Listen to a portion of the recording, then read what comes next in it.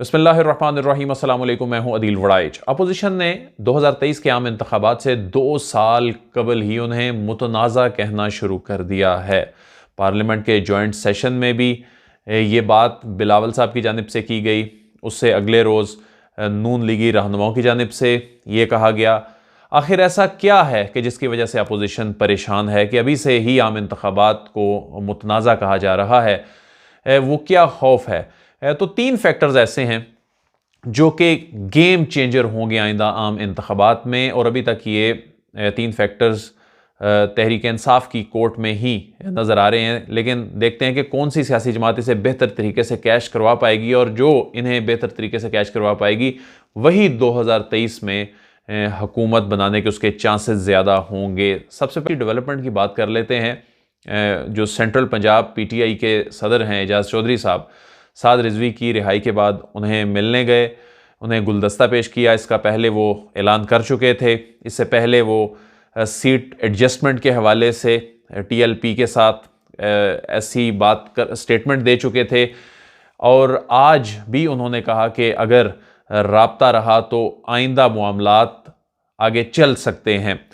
तो एजाज चौधरी साहब जो हैं वो मजहबी वोट बैंक की अहमियत को बहुत अच्छी तरह से जानते हैं। उन्हें इस चीज़ का बड़ी अच्छी तरीके से इदराक है। 4 दहाइयों से ज़्यादा सियासत का उन्हें तजर्बा है, और इस वक्त वो PTI को, ख़ासतौर पे इमरान खान साहब को, ये बहुत बड़ी फेवर कर रहे हैं कि ख़ुद से वो ये इनिशिएटिव ले रहे हैं, क्योंकि पार्टी को भी अभी इदराक नहीं है कि TLP आने वाले इलेक्शन में कितनी बड़ी गेम चेंजर होगी।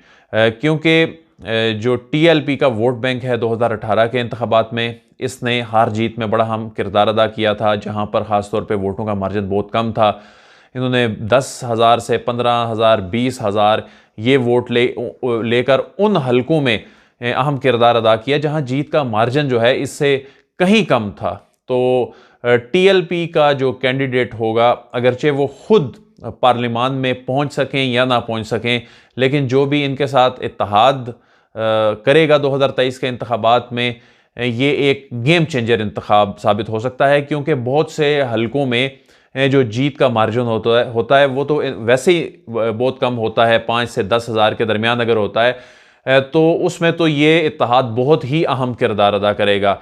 लेकिन जहाँ पर जो मार्जिन है वो ज़्यादा होता है, वो भी यकीनन अफेक्ट होगा। इसमें और बहुत से फैक्टर्स भी हैं जिन पे हम बात करेंगे, लेकिन इसमें अहम बात यह है कि एजाज चौधरी साहब ने जब ये स्टेटमेंट दी थी कि TLP के साथ सीट एडजस्टमेंट हो सकती है या मामलात आगे बढ़ सकते हैं, तो इसमें जो पार्टी के इजलासों में बहुत से अरकान ने वज़ीर आज़म साहब से ये शिकायत की थी। लेकिन इस पर जो अहम बात यह है कि वज़ीर आज़म ने इस पर एजाज चौधरी साहब को नहीं रोका, ना ही कोई एतराज़ उठाया है कि आपने ये बात क्यों की। शायद वज़ीर आज़म भी इस हवाले से कोई नरम गोशा रखते हों, लेकिन सियासी तौर पर ये एक बहुत बड़ी डेवलपमेंट हो सकती है।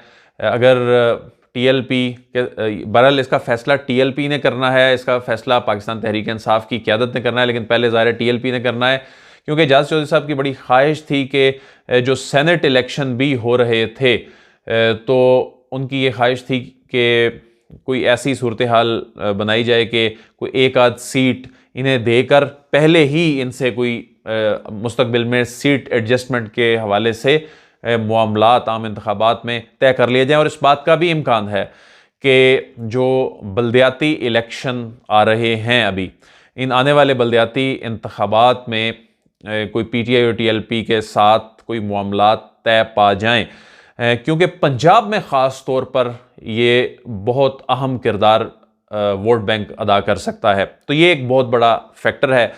दूसरा अहम फैक्टर जो है वो इलेक्शन कमीशन ऑफ पाकिस्तान की जानिब से अभी रिसेंटली एज वाइज वोटर लिस्टों की डिटेल जारी की गई है। इन डिटेल्स में ये बताया गया है कि जो 18 से 35 साल तक की उम्र के लोग हैं, यानी जो पाकिस्तान की यूथ है, इसकी तादाद 5.5 करोड़ से तजावुज़ कर चुकी है। इसमें जो 18 से 25 साल तक के लोग हैं, वोटर्स हैं, ये 2 करोड़ 35 लाख हैं, और जो 26 से 35 साल तक के जो वोटर्स हैं ये 3 करोड़ 19 लाख हैं। तो सबसे ज़्यादा इस वक्त जो वोटर्स की तादाद है वो इस एज ग्रुप की है जो 26 से 35 साल के दरमियान है। ये अभी तक की ये जो डेटा आया है ये नवंबर 2021 तक का है। ज़ाहिर है अक्टूबर 2023 में जब इलेक्शन होंगे तो इसमें और ज़्यादा यूथ जो है वो ऐड हो चुकी होगी। तो यूथ इसमें गेम चेंजर है इन इंतखाबात, जो आने वाले इंतखाबात होंगे।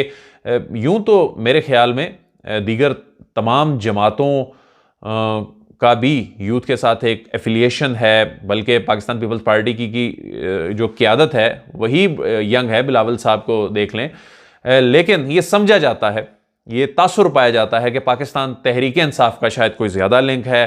पाकिस्तान तहरीक इंसाफ का इस हवाले से सोशल मीडिया पर भी एक ऐसा परसेप्शन होता है कि जो यंगस्टर्स हैं शायद वो इनके साथ ज़्यादा वाबस्ता हैं। बहरहाल ये तो तमाम सियासी जमातों को इसमें किरदार अदा करना होगा। ज़्यादा से ज़्यादा यूथ एंगेज जो करेगा वही गेम चेंजर फैक्टर इससे फ़ायदा उठा सकेगा और यूथ गेम चेंजर होगी 2023 के इलेक्शन में। 36 से 45 साल तक की उम्र के जो वोटर्स हैं उनकी तादाद 2 करोड़ 53 लाख है। 46 से 55 साल तक के जो वोटर्स हैं वो उनकी तादाद 1 करोड़ 72 लाख है। 56 से 65 साल तक के जो वोटर्स हैं इनकी तादाद 1 करोड़ 9 लाख है, जबकि 65 साल से ज़ायद 1 करोड़ 20 लाख वोटर्स हैं। तो सबसे कम 56 से 65 साल वाले वोटर्स हैं और सबसे ज़्यादा जो 26 से 35 साल वाले वोटर्स हैं। तो एक और फैक्टर जो है, जो तीसरा फैक्टर है, ये बहुत ही अहम फैक्टर है जो कि 90 लाख समंदर पार पाकिस्तानियों को वोट का हक देने से मुतल्लिक है, इंटरनेट वोटिंग वाला मामला। अगरचे अपोजिशन जो है वो ईवीएम पे सबसे ज़्यादा एतराज़ कर रही है, लेकिन वो खामोश एक एतराज़, जो दबे लफ्ज़ों में एक एतराज़ है, वो इस पर भी करती है लेकिन खुलकर इस पर एतराज़ कर नहीं सकती।